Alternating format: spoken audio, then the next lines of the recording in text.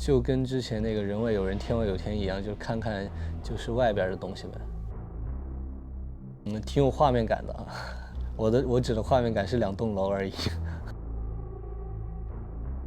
我对于时代少年团来说，我可能会是一个见证者吧，因为我觉得是从练习生开始到现在，我见证这个团从最开始的选人，然后到中期的训练，再到成团，然后各种挫折也好，然后最后的成才。对。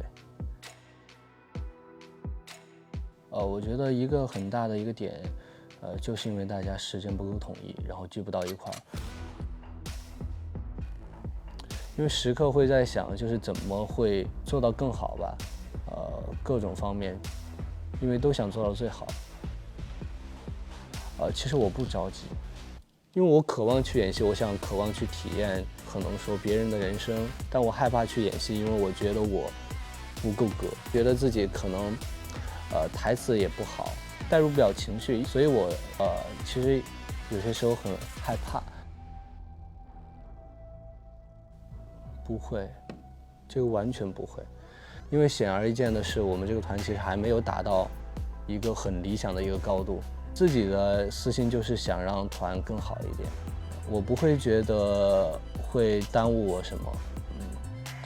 对，反而有些时候我觉得，因为学校的一些时间，因为确实学业也很重要，然后无法参加一些团的东西也很遗憾。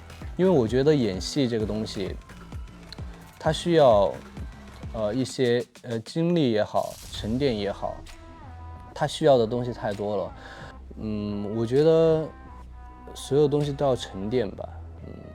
我反而不是很急，我想好好的再练一练，磨砺一下。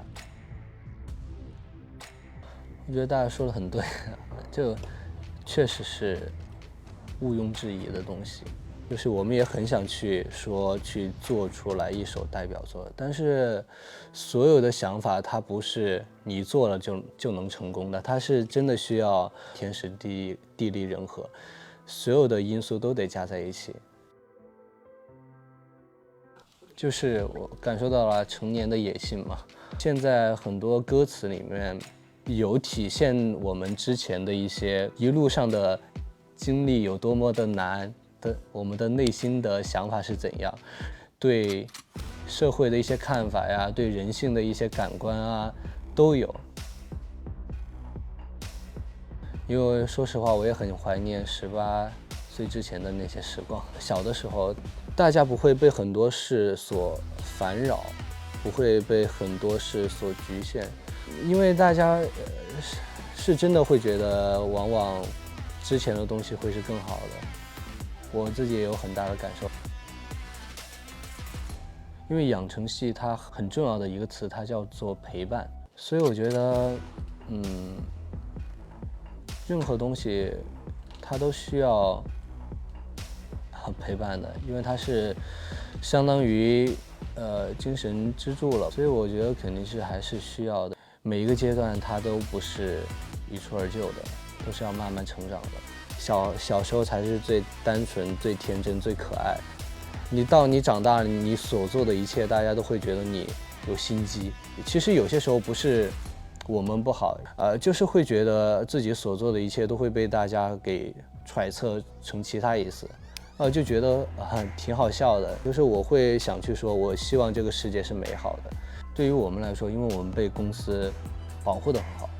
从我们最开始我们就有师兄带，我们就能站到很大的舞台，所以有些时候会掉以轻心，会有困境。这个社会就是这样，无时无刻都有竞争，然后我的性格就是这样，我希望大家都好，但是我也同时，往往会想自己自私一点也挺好。对，这是很现实的问题，会有那个瞬间。会觉得我天哪！我从小到大，我没有自己的生活，我要脱离掉这个东西。但是转念一想，你能得到的现在全是这个title给你的，全是我们兄弟，全是大家给我们的。因为会累啊，很简单。